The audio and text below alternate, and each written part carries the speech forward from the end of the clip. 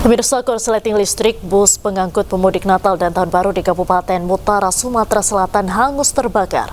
Beruntung seluruh penumpang selamat.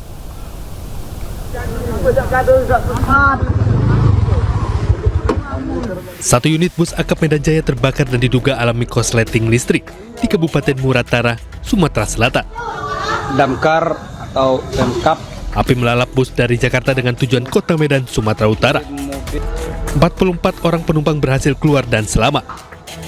Api berhasil dipadamkan setelah dibantu warga, water cannon Polres Muratara dan petugas damkar setempat. Sehingga dalam kejadian tersebut tidak ada korban jiwa. Diperkirakan atau diduga bahwa kendaraan tersebut akibat korsleting kelistrikan kendaraan tersebut. Selanjutnya penumpang bus dipindah alihkan ke bus lainnya untuk menuju ke Medan. Dari Muratara, Sumatera Selatan, Sudirman Ainus melaporkan.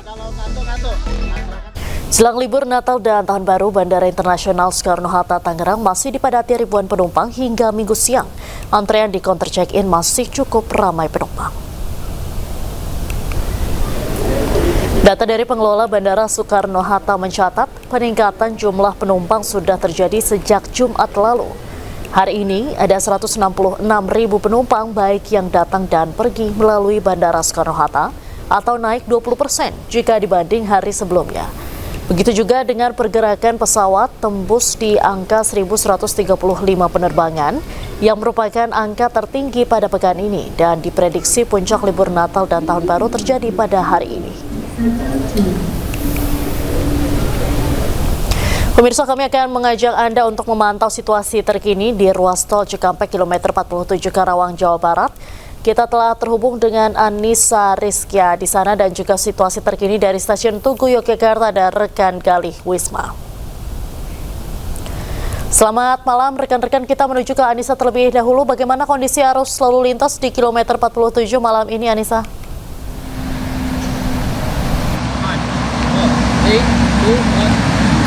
Iya, Diandra dan juga pemirsa selamat malam. Memang kalau dilihat dari pantauan jumlah kendaraan yang melintas di area tol Cikampek Jakarta di kilometer 47 ini terpantau sudah mengalami peningkatan begitu sejak siang tadi hingga malam hari ini.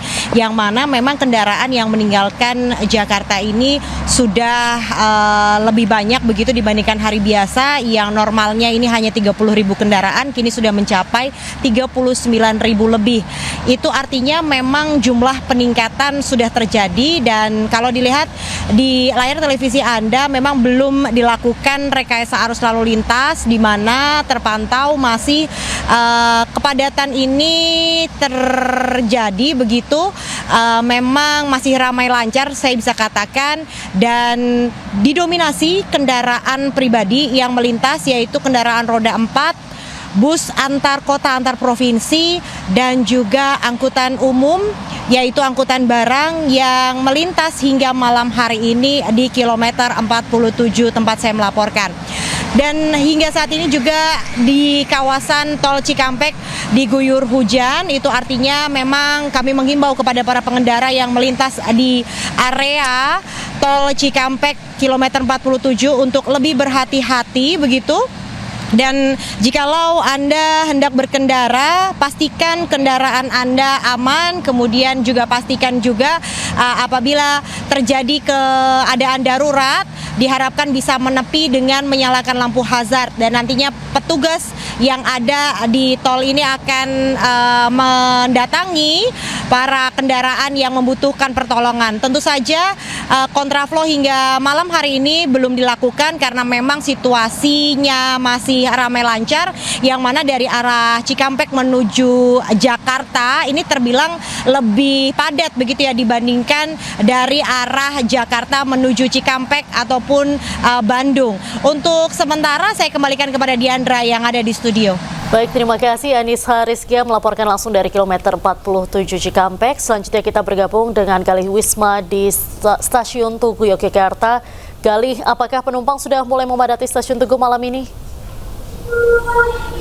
Ya, terima kasih dan juga pemirsa, malam hari ini di stasiun Tugu Yogyakarta tempat saya melaporkan okupansi penumpang momen libur Natal dan Tahun Baru ini terus meningkat sejak ditetapkannya angkutan Natal dan Tahun Baru mulai tanggal Kamis 18 Desember lalu, dan sore hari ini atau malam hari ini Minggu, okupansi penumpang di stasiun Tugu Jakarta di wilayah Kampung Jakarta ada memberangkatkan atau kedatangan kurang lebih sekitar 51.000 penumpang di seluruh wilayah daerah Jakarta.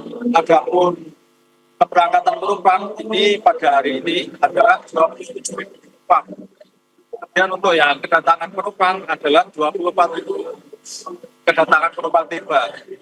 Dan okupansi atau lonjakan prediksi puncaknya, tadi saya sempat ngobrol dengan Humas Daob Jakarta, akan diprediksi pada tanggal 28 Desember besok, seperti itu dianggap. Baik, terima kasih Gali Wisma melaporkan langsung dari stasiun Tugu Yogyakarta, dan sebelumnya ada Anissa Rizkia dari kilometer 47 Cikampek. Selamat malam, selamat kembali bertugas rekan-rekan. Pemirsa, memasuki libur Natal, arus lalu lintas menuju kawasan wisata di Bandung dipadati oleh wisatawan. Sementara di Pelabuhan Laurentius Maumere terjadi lonjakan penumpang. Ribuan warga tiba di pelabuhan untuk merayakan Natal dan Tahun Baru di Pulau Flores.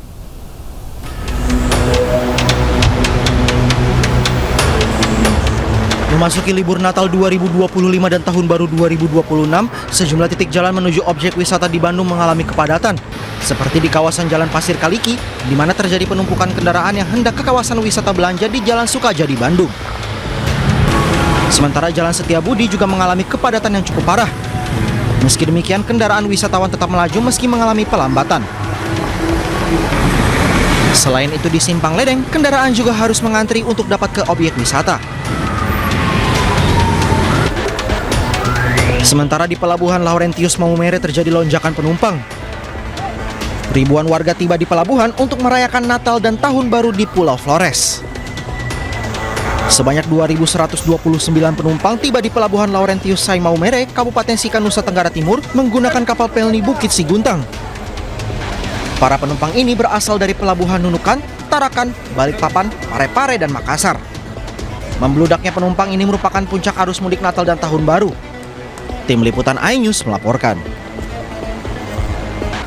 Pemirsa, Kapolri Jenderal Listio Sigit Prabowo meninjau Stasiun Tawang, Semarang, Jawa Tengah. Kunjungan tersebut untuk memastikan kesiapan pengamanan dan pelayanan publik menjelang puncak perayaan Natal dan Tahun Baru.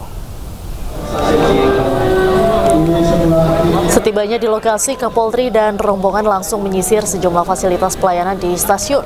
Peninjauan dimulai dari posko kesehatan Polri hingga fasilitas publik yang disediakan untuk pemudik. Kapolri juga menerima paparan soal prediksi lonjakan penumpang dari pihak KAI yang diprediksi akan terjadi pada 24 Desember 2025. Untuk pengamanan arus mudik Natal dan Tahun Baru, pos pelayanan Stasiun Tawang menyiagakan personel gabungan di beberapa titik. Dalam kesempatan tersebut, Kapolri menyebut Satgas Gabungan disiagakan untuk tanggap bencana jika cuaca ekstrim melanda. Tentunya kereta api menjadi salah satu pilihan mudik yang paling aman selama ini, dan tentunya ini juga bisa menjadi pilihan bagi masyarakat. Kemudian yang kedua, saat ini kita juga menghadapi situasi yang tentu kita semua harus waspada, yaitu terkait dengan ramalan BMKG.